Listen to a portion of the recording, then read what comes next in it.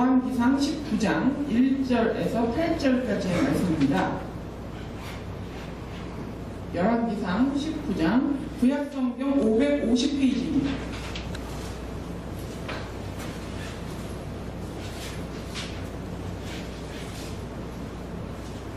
(19장) 1절부터 8절까지 말씀을 제가 한번 읽을 테니까 여러분들이 잘 보시면 좋겠습니다. 아합이 엘리야가 행한 모든 일과 그가 어떻게 모든 선지자를 칼로 죽였는지를 이세벨에게 말하니, 이세벨이 사신을 엘리야에게 보내어 이르되 내가 내일 이맘때는 반드시 내 생명을 저 사람들 중 한 사람의 생명과 같게 하리라. 그렇게 하지 아니하면 신들이 내게 벌 위에 벌을 내림이 마땅하니라 한지라. 그가 이 형편을 보고 일어나 자기의 생명을 위해 도망하여 유다에 속한 브엘세바에 이르러 자기 사환을 그곳에 머물게 하고, 자기 자신은 광야로 들어가 하룻길쯤 가서 한 로뎀나무 아래 앉아서 자기가 죽기를 원하여 이르되, 여호와여 넉넉하오니 지금 내 생명을 거두시옵소서. 나는 내 조상들보다 낫지 못하나이다 하고 로뎀나무 아래에 누워 자더니 천사가 그를 어루만지며 그에게 이르되 일어나서 먹으라 하는지라. 본즉 머리맡에 숯불에 구운 떡과 한 병 물이 있더라. 이에 먹고 마시고 다시 누웠더니 여호와의 천사가 또다시 와서 어루만지시며 이르시되 일어나 먹으라. 내가 갈 길을 다 가지 못할까 하노라 하는지라. 이에 일어나 먹고 마시고 그 음식물의 힘을 의지하여 40주 40야를 가서 하나님의 산 호렙에 이르니라. 아멘.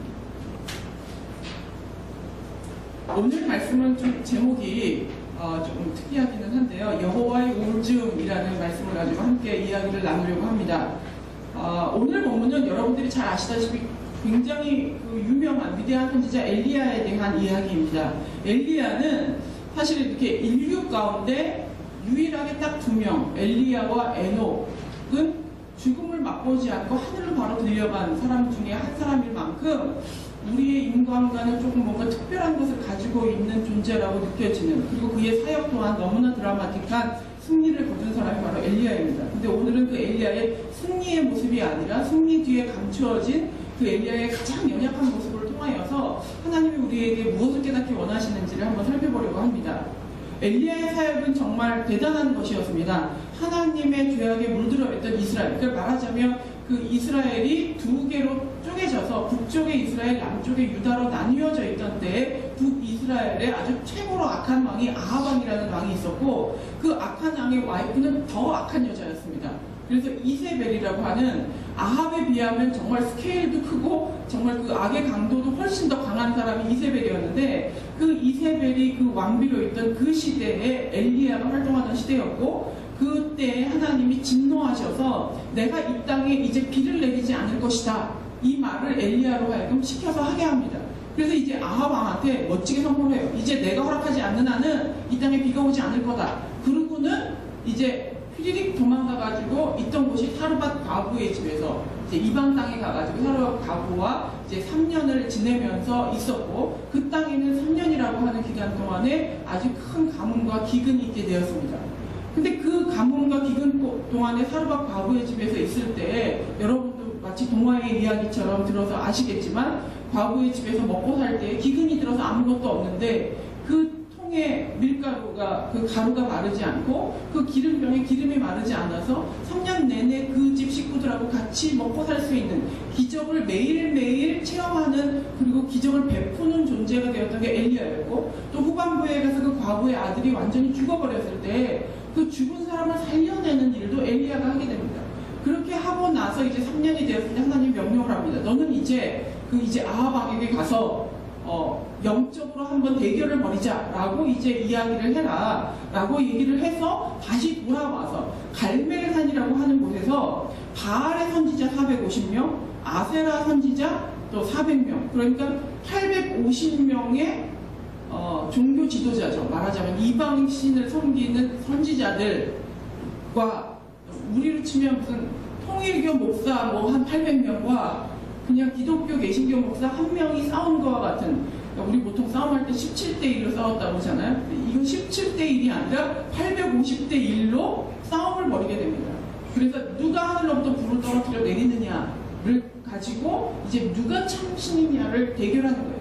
그럼 정말로 대단하죠. 10명 대 1명이 싸워도 힘든 일을 850명이라고 하는 1000명 가까운 인원의 그냥 평신도도 아니고 지도자들과 선지자들과 이제 엘리야와의 단판 싸움에서 하늘에서 불을 떨어뜨리는 역사를 일으키고 갈멜산에서 멋진 승리를 보였던, 그리고 그가 기도함으로 말미암아 3년 동안 닫혔던 하늘문이 열리고 폭우가 쏟아져서 이제 가뭄이 해결되는 그 멋진 모습을 보였던 게 바로 엘리야였습니다.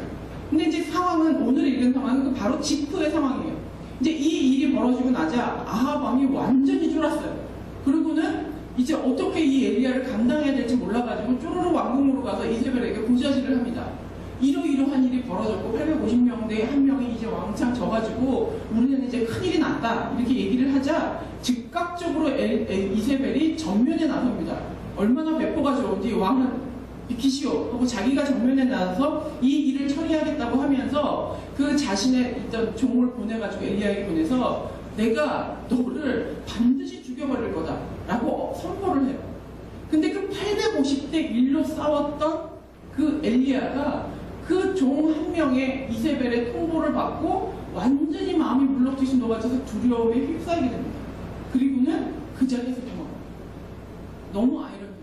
그 직전에 850대 1로 싸움을 해서 이겼던 그 엘리야가 그 종의 선언을 듣고는 두려움에 가득 차서 모든 패기와 용기와 그 믿음은 온데간데 없고 완전히 이제 나는 죽었구나 하는 마음으로 도망을 가는데, 어디까지 도망을 가냐 하면 이제 그 남쪽 유다 쪽에 그 맨 마지막 경계선에 가서 사환을 자기랑 같이 이제 자기 심부름하는 그 사환을 남겨놓고 하루 길을 더 들어가요.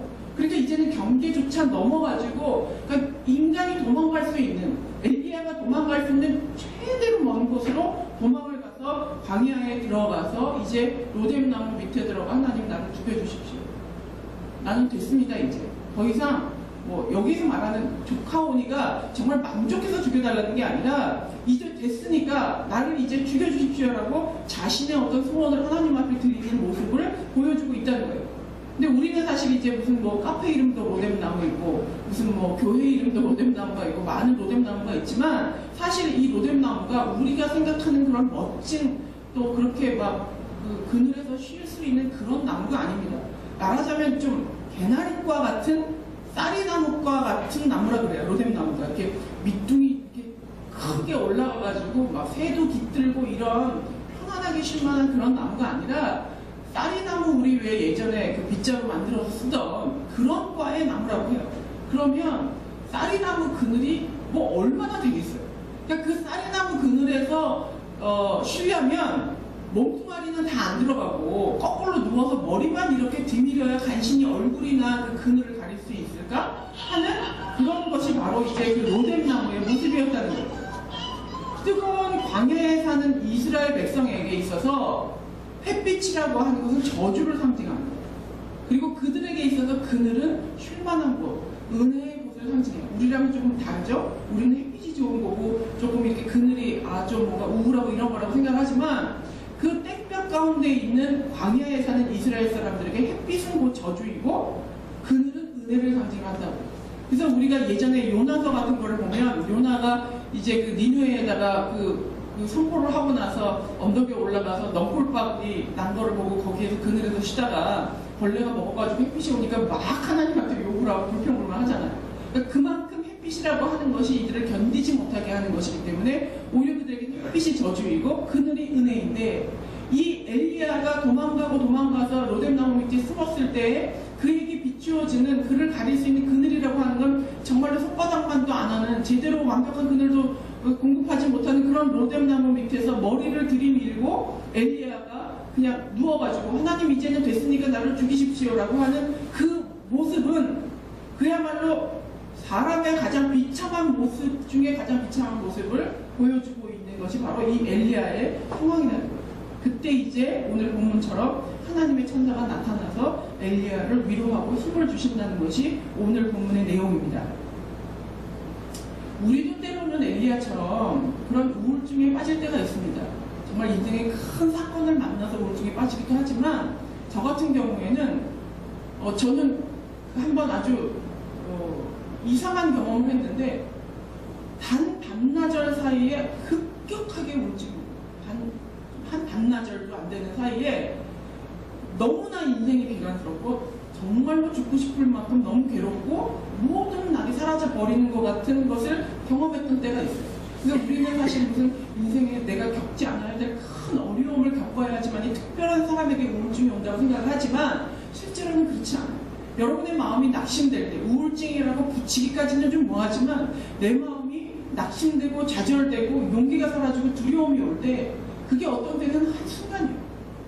한순간 내게 그것이 엄습해 와서 때로는 그 속도가 너무 빠르기 때문에 그것을 해결할 수 없을 만큼 그냥 내가 저항하기도 정말 어떤 그 기간이 되지 않는 그런 때에 우리 마음에 정말 그런 마귀의 유혹이 우울증과 같은 낙심이 엄습할 때가 있다는 겁니다.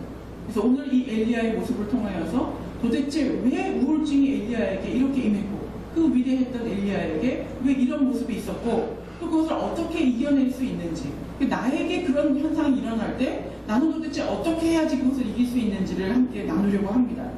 엘리야에게 왜 우울증이 왔느냐, 도대체 뭐가 문제였느냐를 살펴보면 그 첫 번째가 위험의 출처를 정확히 파악하지 않은 데서부터 시작이 되어요. 우리 표현으로 다시 하면 판단 미스예요. 나를 위협하고 있는 존재, 우리가 뭔가 우울해지고 낭만하고 좌절하고 할 때에는 여러 요인이 있어요.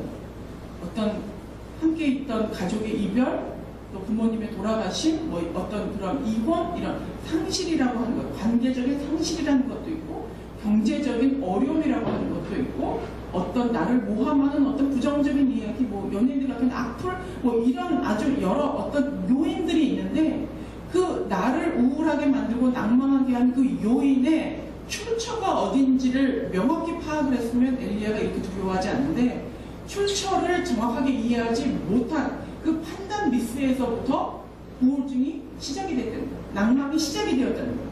엘리야를 직접적으로 위협하는 건 이세벨이었어요. 근데 그 이세벨은 누구의 편이었냐 하면 우상 숭배하는 한 사람이었어요.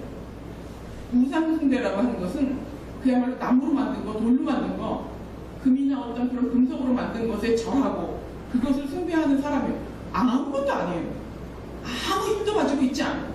그거에 근거를 들어가면 마귀겠죠? 결국에 사탄이겠죠? 하지만 이 세상 가운데 가장 힘이 있는 분이 누구죠? 하나님이에요. 근데 하나님이 나를 대적하는 거라면 정말 두려워할 만해요. 낭망할 만해요. 우리는 완전히 이제는 죽은 존재니까. 근데 그 하나님이 아니고 기껏해야 우상숭배하는 한 여자가 나를 협박하고 있단 말이에요. 그런데 엘리야는 그것이 자기를 죽일 수 있을 거라는 판단 미스를 하게 되는 거예요. 이래서 나는 비참하게 죽겠구나. 이제는 나는 갈 곳이 없구나라는 순간적인 판단 미스를 해요. 그러면 그 전에 850명의 우상을 숭배하는 그 최고의 지도자들이 모였을 때 대적할 때 엘리야는 뭐예요? 이들을 두려워하지 않았어요. 이세벨보다도 더한 850명을 두려워하지 않을 때 엘리야는 믿음이 있었어요. 하나님이 내 편이면 이거는 아무것도 아니다. 이거는 정말 껌이다. 이런 마음이 있었는데 그 한 명 이세벨이라고 하는 여자가 자기를 저주해서 내가 너를 반드시 죽일 거야 라는 그 이야기에 완전히 녹아버리는 거예요. 순간적인 판단 미스가 우리로 하여금 완전히 낭망하게 만드는 그 요인을 만들 수 있다는 거예요. 그래서 우리를 무언가가 위협할 때, 나를 낭망케 하는 요인이 있을 때 그 요인의 출처가 무엇인지를 명확히 알아요. 저는 예전에 어떤 경험이 있었냐면 제가 어려운 시간을 이렇게 지날 때 그 어려운 시간 때문에 긴 우울증에 있었지만 잘 풀릴 때에 급격하게 우울증이 온 적이 있었어요. 거의 한 10년쯤 지나서 좀 먹고 살만하고 뭔가 좀 활동도 하고 사람들이 저에 대해서 인정하고 이제 그 MCM에 사목으로 오고 사람들이 이제는 저를 막 찾으면서 특강을 해달라고 요청을 하고 세미나를 하면 사람들이 많아지고 막 이런 때였어요. 그러니까 어찌 보면 제 인생을 가장 꽃피기 시작했던 그 타이밍에 바빠지기 시작했어요. 하루에 일주일에 2번 정도 특강을 나가고 주중에는 또 그 사목으로 일을 하고 또 월말에는 또 세미나를 하고 뭐 책을 쓰고 막 이런저런 걸 하면서 너무나 분주해졌어요. 너무 신났어요. 너무 신났는데 한 달을 그렇게 돌는 순간에 어느 순간인지 기억도 안 나요. 너무 순식간인 거예요. 무슨 생각이 밤에 너무 피곤해가지고 침대에 누워있는데 눈물이 주르륵 나면서 나는 앵벌이지. 이 생각이 딱 드는 거예요. 너무 웃기지 않아요? 누가 저를 보면 이제야 정말 빛을 발하기 시작하는구나. 이제야 하나님이 쓰시는구나. 이제야 이 세상이 이 목사의 존재를 알아주는구나 라고 박수를 쳐주면 되고 저에게도 너무나 기쁜 일이에요. 그런데 그 상황 속에 순식간에 어떤 마음이 제게 들어왔냐면 나는 돈 버는 기계야. 나는 앵벌이야. 내가 돈 안 벌면 우리 자식들은 키울 수가 없어. 나는 이 일을 하면서 10년 동안 내 인생을 낭비해왔어. 라는 생각이 딱 들어오는 순간 내 인생은 다 날아가고 역으로 보면요. 그러니까 이게 완전 판단 미스라는 게 거꾸로 생각을 하면 그 10년 동안 노력했던 것이 드디어 열매를 맺는 것이고 하나님이 나에게 보상을 주는 것이고 내 이름이 드러나기 시작하는 거기 때문에 제 어떤 자아 성취가 시작되는 것인데도 그것을 거꾸로 생각하는 판단 미스가 들어오는 순간에 나는 내 지난 10년의 인생은 나를 위해서 한 것 아무것도 없고 오로지 내 생계를 위해서 정말 이 일 저 일 마다치 않고 이렇게 오다가 나는 이제 지쳐 쓰러져 죽는구나. 나는 앵벌이구나 하는 마음이 들어오는 순간 죽고 싶은 거예요. 그날 제가 잊을 수가 없는 게 주일날 아침에 교회 사역을 하려고 교회 밑에 주차장에서 올라가지도 못하고 1시간을 걸었어요. 그날 주일 사역을 마치고 경주의 세미나를 위해서 또 지방을 내려가야 돼요. 그게 너무 비참한 거예요. 근데 왜 그렇게 확고하게 비참함에 빠졌는지를 이해할 수가 없어요. 그리고는 급격히 우중에 들어가서 자살 충동을 느낄 만큼 그 며칠을 그렇게 보냈어요. 그때 다행히 저희 친정 오빠가 경주에 같이 내려가졌어요. 그래서 그 이야기를 두런두런 나누고 하고 그 세미나를 마치고 올라오면서 조금씩 믿음으로 다시 회복이 되기 시작했어요. 그때를 생각하면 정말 아찔해요. 오늘 이 엘리야의 모습도 내가 못 나가서 우울증이 오는 게 아니에요. 때로는 정말로 너무 잘 나가고 있을 때 정말 찬사를 받고 스포트라이트를 받는 그 순간이 딱 지난 다음에 그래서 연예인들이 멋진 작품을 끝내고 나서 집에 가서 술 마시다가 자살하는 것이 바로 그런 거예요. 그러니까 우리에게 있어서 낭만이라고 하는 것은 어느 틈에도 들어올 수 있는 것이라는 거예요. 내가 꼭 무슨 위치가 있기 때문에 나는 낭만이 없어 이게 아니라 나는 집에서 평안하게 있기 때문에 낭만이 없어가 아니라 누구에게도 빈틈이 있을 수 있는 순식간의 판단 미스로 우리의 판단력이 확 바뀌는 순간 너무나 마귀적인 생각으로 바뀔 수 있는 것이 바로 우울증이고 낭만이라는 사실입니다. 그래서 어찌 보면 우리가 내가 좀 실망스럽고 낭망이 될 때 그 생각을 해요. 이 위험의 출처가 무엇인가? 이 출처의 원출처를 따라가면 과연 내가 그것을 두려워할 만한 것인가? 저는 이제 큰아이를 군대에 보내고 둘째 아이를 미국에 유학을 보냈을 때 혼자 남았어요. 누가 보면 너무 사실 부러워할 만한 일인데도 불구하고 역시 난 혼자야. 애 키워봐야 다 소용없어. 나는 이제 이렇게 외로운 인생을 살아야 해. 그 순간의 판단 미스가 사람을 확 바꿔놓는 거예요. 여러분은 여러분의 상황에서 스스로에게 내가 실망스럽고 낭망되고 우울감이 들려고 할 때 어떤 마음이 드세요? 마누라 있어봐야 다 필요 없고 남편 있어봐야 한 번 수고했다 말해주는 적 없고 뭐 얼굴 볼 수도 없고 이런 마음, 자식 키워봐야 다 소용없고 이런 마음이 들 때 나에게 유혹의 목소리를 속삭이고 있는 그것의 출처가 무엇인지를 정확히 알아야 돼요. 그래서 그 판단 미스를 저지르지 않아야 우울증에 빠지지 않을 수 있다는 겁니다. 이제 두 번째 엘리야에게 있어서의 잘못된 점은 무엇이었냐 하면 공급받을 수 있는 모든 관계를 스스로가 다 단절시켜버렸어요. 제가 예전에 이제 제 인생에 큰 사건이 일고 나서 한 3년 정도 지금 보니까 그때가 우울증이었던 것 같아요. 그 시간을 보냈을 때 저의 모습은 아주 전형적인 형태를 갖는데 모든 관계를 다 끊는 거예요. 그냥 무조건 혼자 있고 싶어요. 전화도 안 받아요. 그리고 만나자고 해도 나가지도 않아요. 집에만 있어요. 근데 집에만 있는데 어디 있는지 아세요? 집에만 있는데 방 안에만 있어요. 나에게 필요한 건 방과 화장실 말고는 아무것도 없어. 건너방도 안 가고 마루도 안 가고 아무데도 안 가요. 그냥 침대 위에서 마치 잠언에 나오는 말씀처럼 게으른 자는 그 침상을 벗어나면 사자가 와서 자기를 물어죽일까 봐 못 나간다고 하는 것처럼 이 네모난 침대 밑을 내려가면 무슨 일이 일어나는 거지? 그 침대 안에서 울고 또 자고 지쳐 쓰러지고 공감하고 그 일을 한 3년을 했던 것 같아요.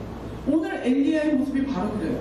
모든 그 위대한 업적을 남겼던 그 상황을 완전히 뒤로해버리고 자기를 도와줬던 사원 하나를 데리고 갑니다. 근데 그 사원조차도 버려놓고 하나님나무 밑에다가 머리만 이렇게 쑤셔놓고 벌러덩 누워가지고 하나님 나 혼자밖에 없습니다.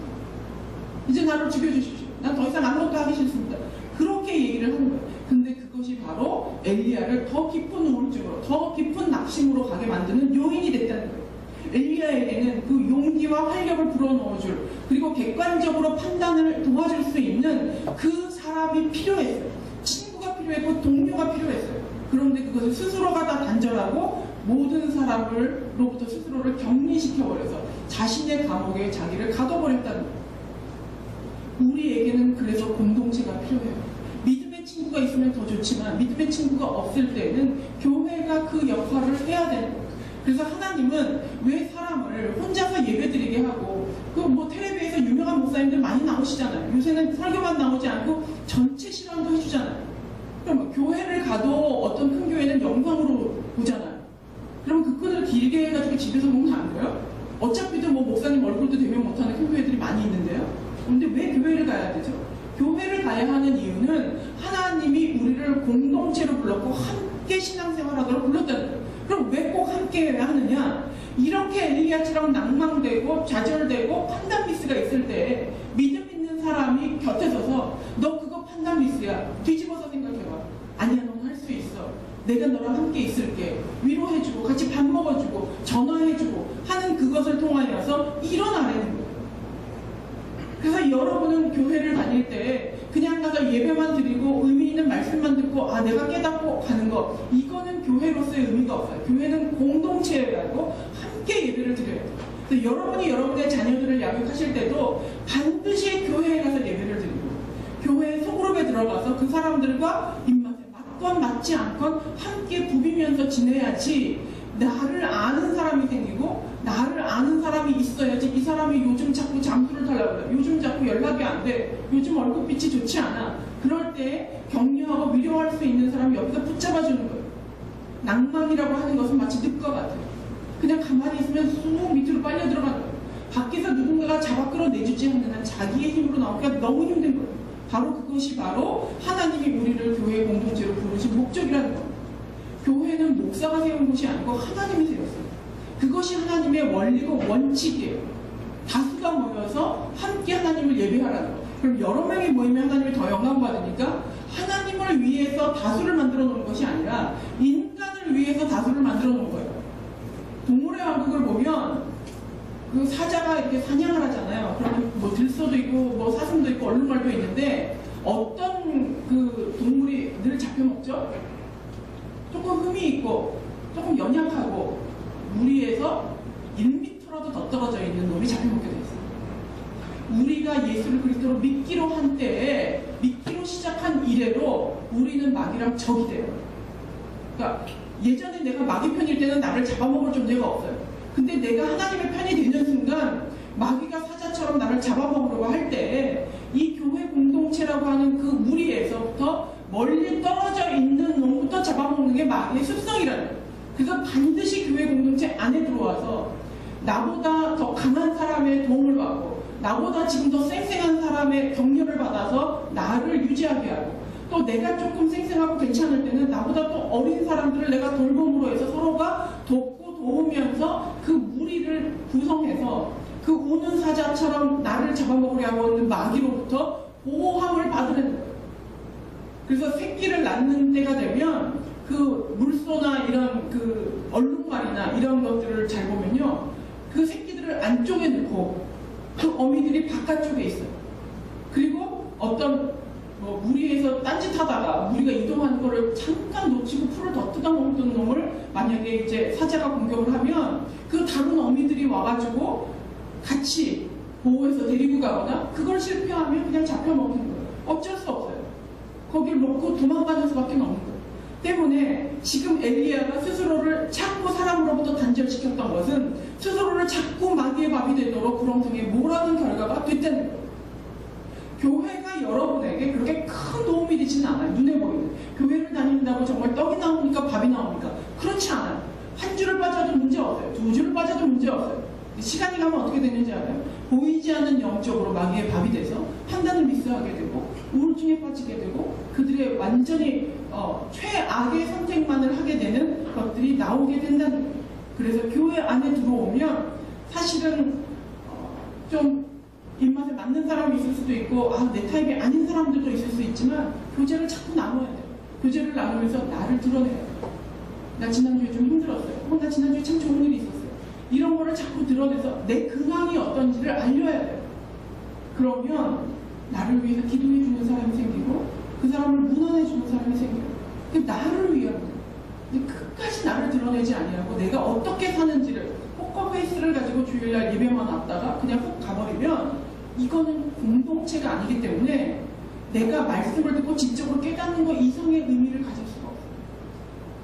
나를 드러내는 것은 나의 약점을 노출해서 뭐 이렇게 가십거리를 만들게 하는 나 그러고 싶지 않다. 이게 아니라 나를 드러냄으로 말미암아 내가 저 사람을 위해서 기도해야 되겠구나. 저 사람과 함께 해줘야겠구나. 이게 바로 교회 공동체의 의미라는 거예요. 제가 나중에 꼭 저희 함께 성경 공부를 하고 싶은 책이 하나 있는데 그 책에는 이런 표현을 쓰고 있어요. 콩자루 교회.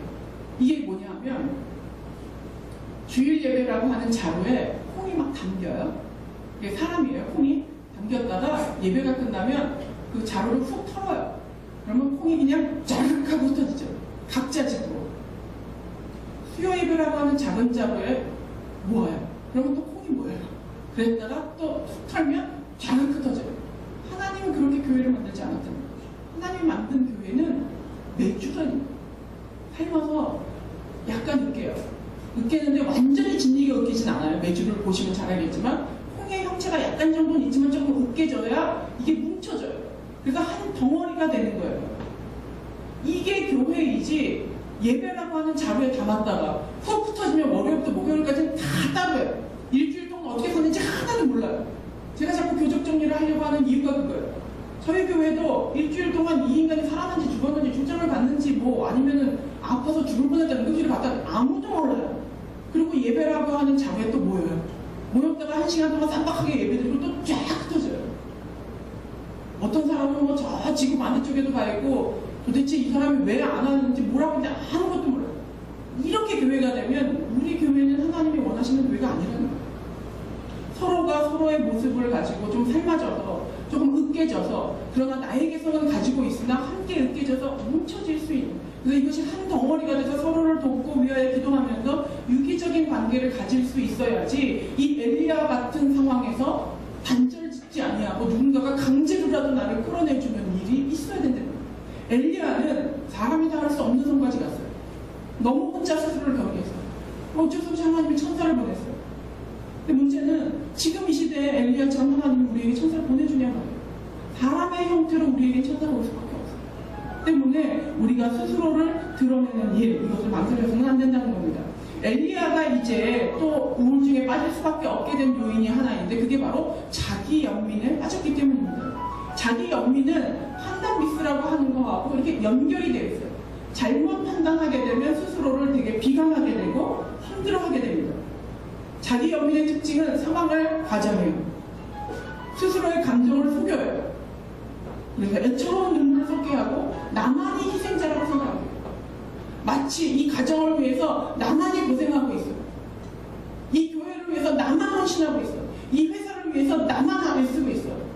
우리 가족을 위해서 나만 걱정하고 있어요. 아무도 관심이 없어요. 각자가 다 그렇게 생각해요. 그게 자기 연민의 특징이에요. 상황을 과장하는 거예요. 나의 감정을 속여가지고 내가 세상에서 제일 불쌍한 사람인 것처럼 여기도록 만들어요. 세상에 남들은 다 멀쩡하다고 하지만 나처럼 불행한 사람 세상에 없을 거야. 그렇게 나를 몰고 가는 거예요.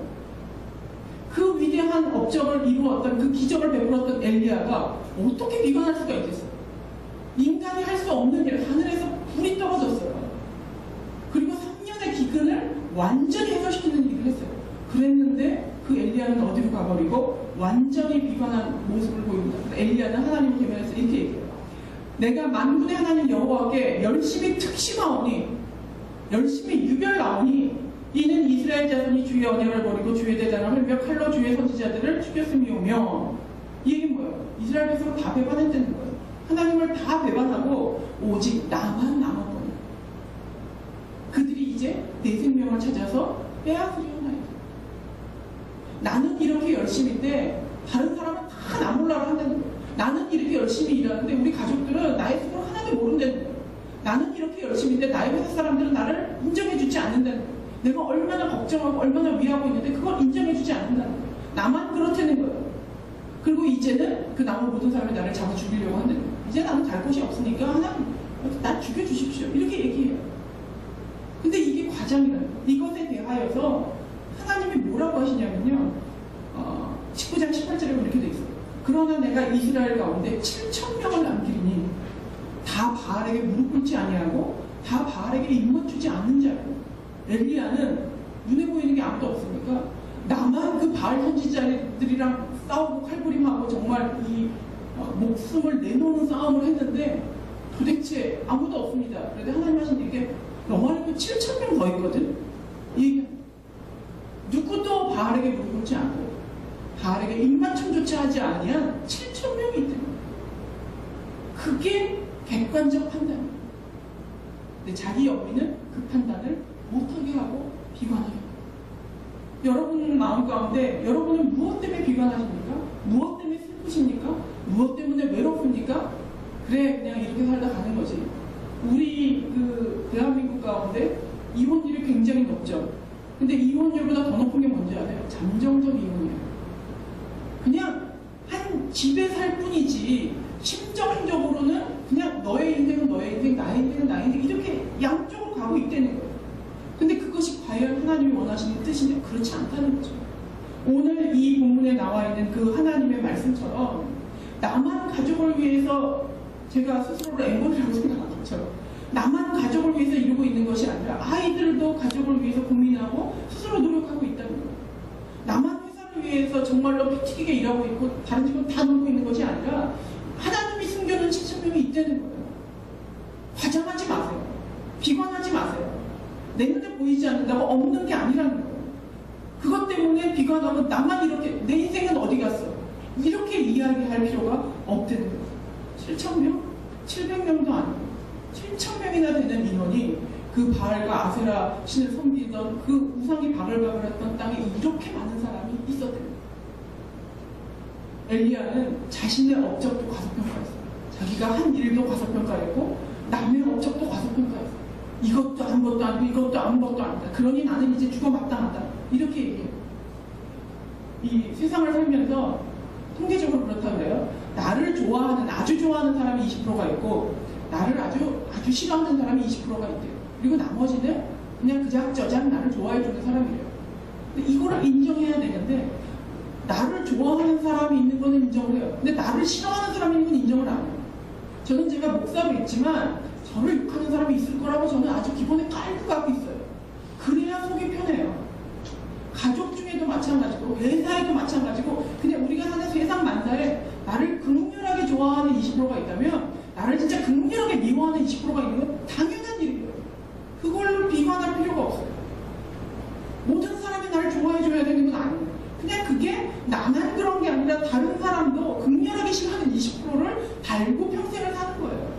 그렇게 있는 그대로를 바라보는 것이 그리고 이제 나를 싫어하는 그런 사람이 있으니까 스스로를 격리해가지고 저 광야 끝에 가서 있는 것이 아니라 나를 그 감옥에서부터 나오게 하는 거예요.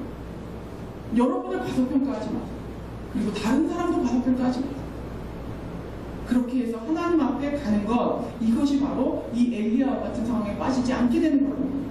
그렇다면 이 엘리야의 이런 모습을 통해서 하나님은 오늘 우리에게 어떤 메시지를 주시냐? 그 첫 번째가 나는 할 수 있다. 엘리야가 이 모습이 보여지는 것이요 우리에게 큰 위로가 됩니다. 성경에도 나오지만 우리와 똑같은 인간이라는 정말 타고날 때부터 머리부터 발끝까지 금빛으로 반짝거려서 하늘에서 불을 떠받드는 게 아니라 엘리야 하는 모습을 보세요. 진짜 찌질하잖아요. 요즘 표현으로 완전 찌질이 궁상을 다 보여주고 있잖아요. 이게 엘리야라면 나도 여러분도 하실 수 있대요.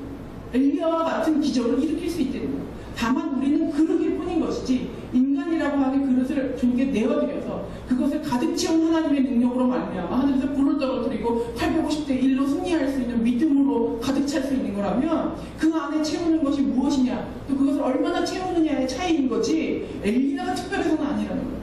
그래서 그의 연약한 점이 오히려 우리에겐 힘이 될 수 있다는 거예요. 아, 엘리야도 이랬구나. 나도 그랬는데. 그렇다면 너나 나나 똑같다는 거예요. 그렇다면 실망할 때 너나 나나 똑같다면 그가 믿음으로 무언가 큰 역할을 베풀 때도 너나 나나 똑같을 수 있다는 거예요. 우리도 엘리야와 같은 모습을 가질 수 있다는 거예요. 나를 채우는 열정과 자신감이 무엇으로부터 출처하느냐에 따라서 우리도 엘리야와 같은 위대한 인물이 될 수 있다는 겁니다. 그는 믿음이 있었고 열정이 있었어요. 충성스러웠고 100% 순종했어요. 우리가 이 요소를 갖춘다면 우리도 850대 1로 싸워서 승리할 수 있는 위대한 선지자와 같은 역할을 감당할 수 있다는 거예요. 기질이 탁월한 게 아니라 노력하면 되는 일이었다는 거예요. 그것이 오늘 이 본문이 우리에게 주는 큰 위로라는 겁니다. 성공을 반복하는 사람에게는 성공하는 습관이 남습니다. 그래서 그 성공했던 기업들 때문에 그 다음 일을 또 성공할 수 있어요. 그러나 대부분의 사람들은, 80~90%의 대부분의 사람들은요, 실패를 통해서 더 많은 것을, 실패를 통해 배우는 건 뼈저리게 배우는 거예요. 그래서 훨씬 더 강력한 의지, 훨씬 더 뜨거운 열정, 각인된 우리의 굳은 끈기를 가지고 나갈 수 있는 게 실패를 통한 배움입니다. 여러분은 성공을 반복하면서 오셨는지 아니면 실패를 반복하면서 오셨는지 모르겠어요. 그러나 상관없어요. 포기하지만 않는다면 실패를 통해 배운 그 뜻은요, 훨씬 더 강력해서 내 뼈에 새겨진 거기 때문에 우리의 성공을 훨씬 더 강렬하게 할 수 있다. 엘리야의 실패를 통하여서 우리는 또한 무한 가능성을 바라볼 수 있다는 겁니다. 두 번째, 이 본문을 통해서 우리가 얻을 수 있는 메시지는 보이는 건 엘리야지만 세상을 지키는 건 7,000명이에요.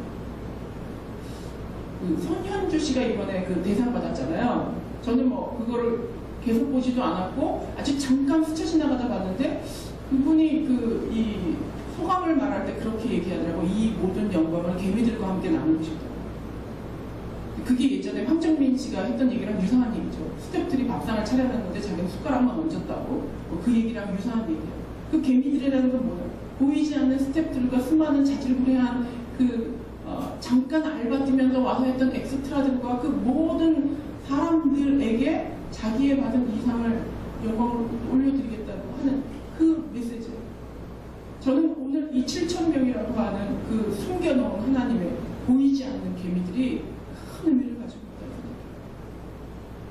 있다. 이 후반부에 보면 하나님이 엘리야에게 나타나서 음성으로 네가 다음에 무슨 일을 해야 될 것인가에 대해서 직접 나타나서 말씀을 하세요. 근데 뭐라고 되어 있냐면 큰 불 가운데도 나타나지 아니하시고 큰 지진 가운데도 나타나지 아니하시고 세미한 음성 가운데 그때서야 하나님이 말씀하세요. 그러니까 엘리야가 이제 하나님 앞에 서가지고 하나님이 나타나셔서 뭔가 메시지를 전하려고 하는데 그 직전에 엘리야는 뭐였어요? 불을 떨어뜨렸어요. 엘리야는 불 가운데 하나님이 계실 거라고 생각해요. 너무나 드라마틱하게 멋있게 웅장하게. 근데 불 가운데 하나님이 아무 말씀도 안 하세요. 지진이 지나가는데 아무 말씀도 안 하셔요. 근데 아주 하늘바람이 불듯이 세미한 음성이 들리면서 그때 엘리야야 하고 얘기해요. 근데 이 세미한 음성의 모습과 하나님의 숨겨놓은 7,000의 모습이 저는 아주 유사하다. 그게 하나님이 일하시는 방법이에요. 보이지 않는 사람들을 통하여서, 보이지 않는 개미들을 통하여서 이 나라와 이 가정과 이 회사와 이 어떤 신앙 공동체를 하나님이 지키고 계시다. 사람은 모두가 다 영웅이 되길 원해요. 근데 저는 이렇게 살면서 느끼는 건 영웅은 피곤하다. 차라리 숨겨진 실천이 훨씬 낫겠다. 이 생각이 들어요. 저는 정말로 지금 선택하라면 젊었을 때 선택하라면 저는 영웅을 선택했을 거예요. 그런데 저는 지금 선택하라면 7,000을 선택해요. 저는 그게 훨씬 더 복되다고 생각해요. 그 모든 상급이 드러나지 않았기 때문에 옹골차게 천국에 가서 하나님으로부터 내가 받을 수 있는. 근데 영웅은 다 드러났잖아요. 찬사와 모든 걸 다 받았어요. 그래서 그거 다 계산하고 나면 천국에 가서 받을 게 좀 별로 안 된다고 생각해요. 근데 숨겨진 7,000은요, 실제적으로 이 나라를 지키는 사람들, 그들이고, 하나님의 나라를 지키는 사람들이 그들이었고, 그들은 누구에게도 드러나지 않았기 때문에 온전히 하나님과만 교제하고, 교만해질 유혹도 없고, 사탄 마귀가 대적할 거리도 없고, 드러나지 않았으니까. 그렇게 하나님의 숨겨진 7,000으로 살아가는 인생이 어찌 보면 우리에게 복된 인생이라고 생각을 합니다. 작년 말까지 이제 나로호 발사를 시도를 했었죠. 3차까지 시도를 했다가 실패를 했어요. 1차 때는 뭐 대단했던 것 같아요. 뭐 해외 언론이고 뭐 사람들 뭐 그 동네 가서 보려고도 막 가기도 하고 텔레비로 막 집중을 해서 이게 과연 발사가 되냐 막 이렇게 집중을 했었는데 결국에는 실패를 했죠. 2차도 실패를 했어요. 3차가 11월 저는 그때는 이번 뭐나마나 뻔하지 이런 마음 이제는 실증이 났어요. 하도 실패를 하니까. 그러면서 실패 요인에 대해서 누군가 그 관계자가 나와서 설명을 하는데 진짜 그 실수가 나오더라고요. 고무링이 하나가 뭐 안 맞아가지고 그 링 자체에 뭐 문제가 있는 건지 그거랑 연결된 뭐가 문제가 있는 건지 모르겠지만 그 고무링이 이게 잘 안 맞아가지고 뭐가 문제가 생겨서 이게 발사가 지연됐다. 그 얘기를 제가 들었어요. 근데 이 나로호가요 러시아에 8천억을 들여서 만든 8천억을 들여서 만든 그 우주선이 그냥 요만한 링 하나가 안 맞아가지고 발사가 안 되는 거예요. 보이는 것은 되게 위대한 우주선이지만 결국에 이것을 움직이게 하는 혹은 못 움직이게 하는데 아주 작은 부품 하나가 결정적인 역할을 한다는 거예요. 저와 여러분은 인생에서 그렇게 영웅은 없는 것 같아요. 이 나라에 뭐 눈에 띌 만큼 뭐 대단한 혹은 뭐 그 가문을 뭐 일으킬 만한 무슨 위인 같은 근데 하나님이 내가 없으면 여러분의 가정이 없으면 여러분이 여러분의 교회에 없으면 큰일 납니다. 8천억이 무선이 되어 그렇게 중요한 존재라고 하는 것을 기억하시고 엘리야는 초자연적인 업적을 이룬 그 기적 자체였지만 그리고 스스로는 나 말고는 아무도 없어. 나 혼자 이 일을 다 해야 돼. 나 혼자 이 이스라엘 땅을 정화시켜야 돼. 라고 얘기했지만 하나님은 숨겨진 7천을 통하여서 그 에너지로 엘리야라고 하는 한 명을 세웠을 뿐이에요. 어찌 보면 엘리야가 껍데기였고 그들이 안내기였는지 몰라요. 보이는 건 엘리야지만 그 나라를 지키는 것, 하나님을 보존하는 것, 이 교회를 지키는 것, 보이지 않는 개미 같은 7천을 통하여서 하나님의 역사를 이루신다는 겁니다. 가장 작은 것이 가장 위대한 것이죠. 저는 예전에 목회가 꿈이었어요. 그리고 목회를 할 때 이렇게 하면 될 것 같다. 정말 알 것 같아요. 그리고 정말 큰 교회를 세워서 하나님 앞에 영광을 올려 좋은 의도로 그런 마음이 있었어요. 제가 미국에 가서 안식년을 지내면서 깨달았던 게 뭐냐면 저는 안식 자체가 예배라고 생각해요. 정말 누구 먹고 아무것도 안 했거든요. 근데 그 하루하루가 정말 예배 같아요. 세상에 보이지 않던 풀이 보이고 벌레가 보이고 바람이 느껴져요. 하늘을 보게 돼요. 일할 때는 전혀 보지 못했던 하나님의 피조물들이 보여지기 시작합니다. 그러면서 제 스스로에게 이런 질문을 했어요. 일평생 성도가 10명만 나와도 내가 목회를 할 수 있을까? 처음엔 대답 못했어요. 너무 작아서. 1년을 그 질문을 스스로에게 하면서 시간이 지나면서 흔쾌히 예수를 할 수 있어요.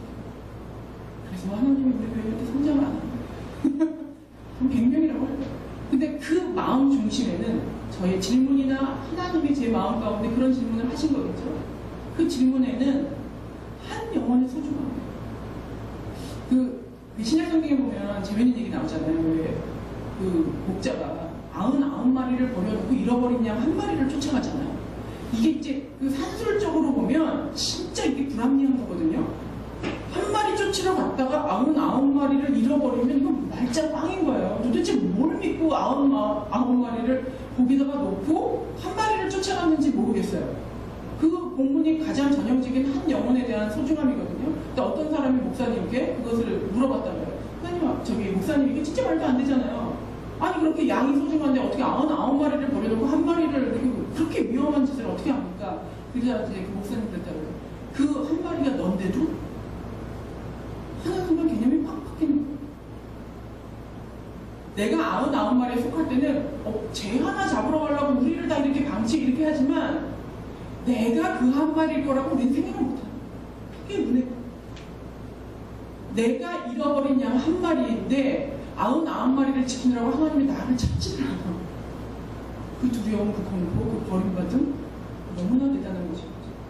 근데 그 나를 찾기 위해서 찾아오시는 그 목자의 음성이 크게 있는 크게 보입니다. 하나님은 그것을 우리에게 이야기하고 싶은 너 혼자만 있는 것이 아니라 우리 모두가 함께하고 있다. 모두 한 영혼 한 영혼을 그 가장 작은 단위가 가장 위대한 단위 때문에 여러분 한 사람 한 사람이 가장 소중한 문제예요. 누구랑 비교하지 마세요.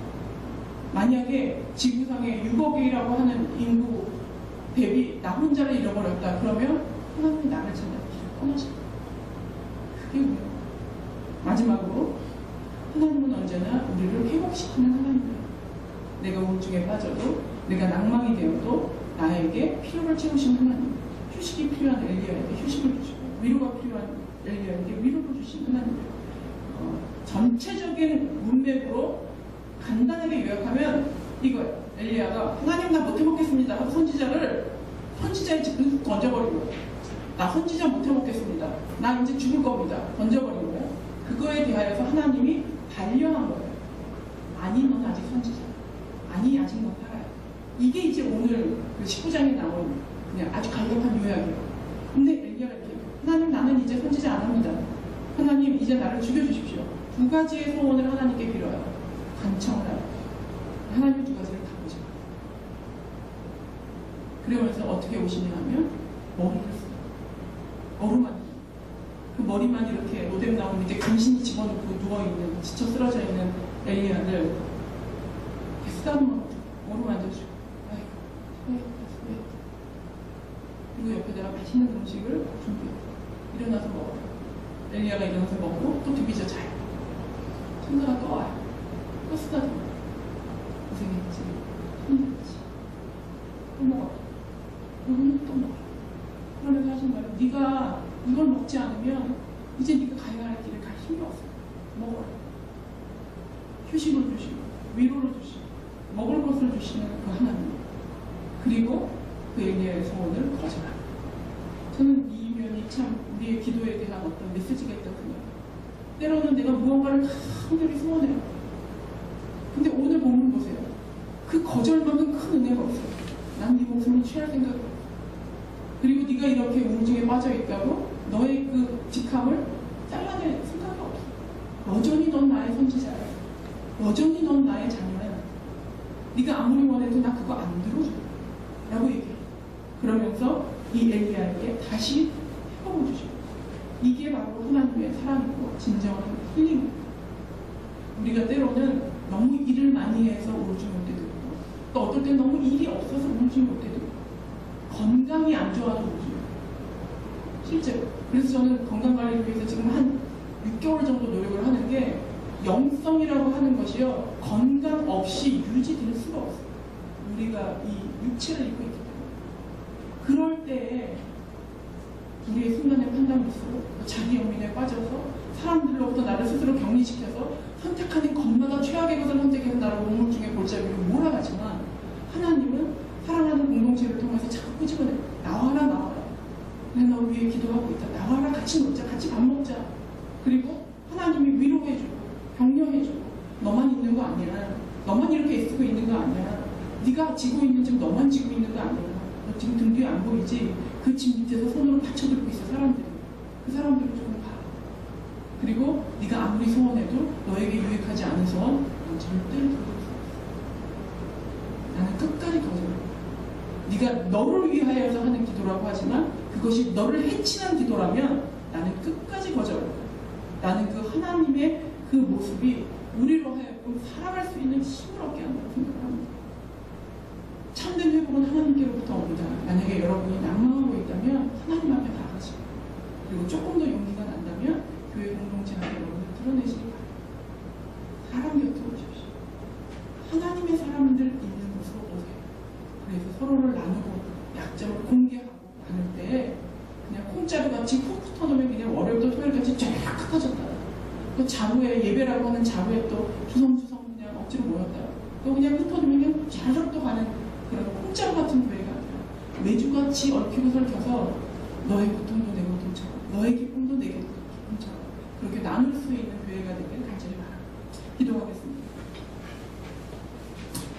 이 시간에 저희가 같이 기도하실 때요. 하나님 아버지 지금 제 마음이 조금 망망되어 있습니다. 혹시 내가 판단 미스한 거 있나요? 혹시 내가 너무 비관했나요? 혹시 내가 너무 나의 사정을 과장했나요? 하나님, 그렇다면 다시 바라보게 해주십시오. 그리고 제 주변에 사람을 허락해주세요. 그리고 교회 공동체가 가족이 되게 해주세요. 그래서 외롭지 않게 해주시고 함께 서로 웃고 같이 울 수 있는 그런 교회 공동체를 이룰 수 있는 나를 온전하게 해주세요. 이 시간에 여러분의 상황과 여러분의 마음을 알고 하나님 앞에 기도하시기 바랍니다. 하나님이 여러분을 위로해 주실 줄로 믿습니다. 하나님 아버지, 나의 마음이 나를 위로해 주시고 지금 이 자리가 나를 기도하지 않습니다. 하나님 아버지, 나 혼자서 아버지께서 숨겨놓은 진정하게 있는 사실을 잘 주님 아버지 자리를 원하는 주시고 아버지께서 나를 포기하자마자 수많은 친구들과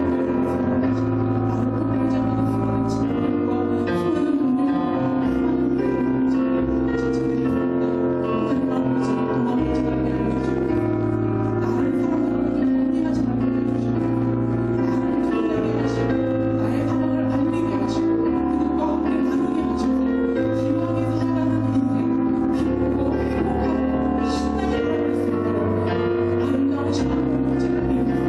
주님께서 은혜를 베풀어주시옵소서. 하나님 아버지, 이 교회가 빗자루와 같은 교회가 되지 않는 겁니다. 아버지, 교회가 또한 잘되었다.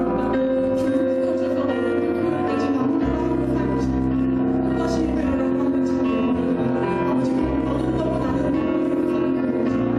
정말로 매주같이 서로를 지켜주시고 서로를 끌어안고 동요하고 격려하고 위로하며 가는 진정한 자녀의 공동체가 되어갑니다. 주님 아버지, 그냥 주님 알려주시옵소서. 이 교회가 가장 나고 좋습니다. 작아도 좋습니다. 하지만 이보다 누구도 외롭지 않고 누구도 나누지 않고 서로를 격려하고 위로할 수 있는 사랑하는 공동체가 되도록 은혜를 베풀어 주시옵소서. 아버지, 나를 멀리 떠나게 이제 다시 돌아와 주님 앞에 다시 돌아와 사랑하게 마주합니다. 주님 아버지, 이 자리에서 이런 사람들의 공동체에 아버지를 정말로 멀리 떠나게 하시고 하나님 아버지 기대하시는 사랑이 넘치는 주님을 베풀어 주시옵소서. 나사렛 예수의 이름으로 모든 걸 주관하는 관계 마음을 가르치시고 예수의 이름으로 불러드리 하나님으로 모든 낭망의 마음을 가르치시고 주님 아버지 공기와 사랑을 나타내 주시고 하나님의 은혜의 사실을 하지 않게 해주시고 하나님 아버지 주님께서 저희들을 하나님 주신 사랑을 위해 생각하시고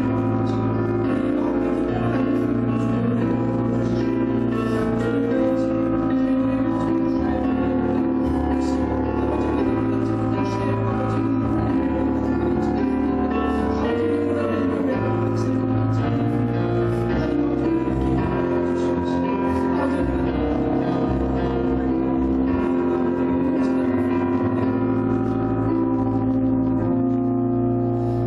하나님 아버지,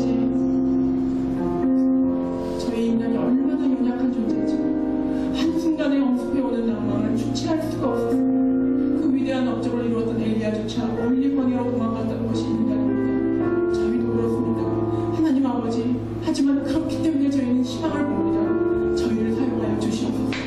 사람으로부터 도망치지 말게 하시고 교회로부터 도망치지 말게 하여 주시고 나를 드러내게 하셔서 이제는 정말로 저희가 한 공동체가 되어서 서로를 위로하며 격려하며 신나게 신앙생활할 수 있도록 도와주시고 그저 단지 도덕적인 깨달음만 얻고 돌아가는 교회가 아니라 서로 함께 어우러져서 서로의 고난에 동참하고 서로의 기쁨에 동참함으로 말미암아 그래, 이것이 신앙생활이지 정말 멋지고 정말 할만하다라고 고백할 수 있는 저희 될 수 있도록 주님 은혜를 베풀어 주시옵소서. 이제는 교회 머리 되신 예수 그리스도의 은혜와 하나님 아버지의 무한하신 사랑과 성령님의 감동 감화 교통하심이 이제는 주저없이 나를 드러내고 사람으로부터 도망가지 아니하고 하나님으로부터 멀리 가지 아니하고 잘못된 소원을 아뢰지 아니하고 하나님의 위로와 격려를 받으며 사람들과 함께 더불어 신앙생활을 하기로 작정하고 결단하는 주님의 사랑하는 강남 우리 교회 성도들의 머리 위에 또 그들의 가족의 머리 위에 이제부터 영원토록 함께 하시기를 축원하옵나이다. 아멘.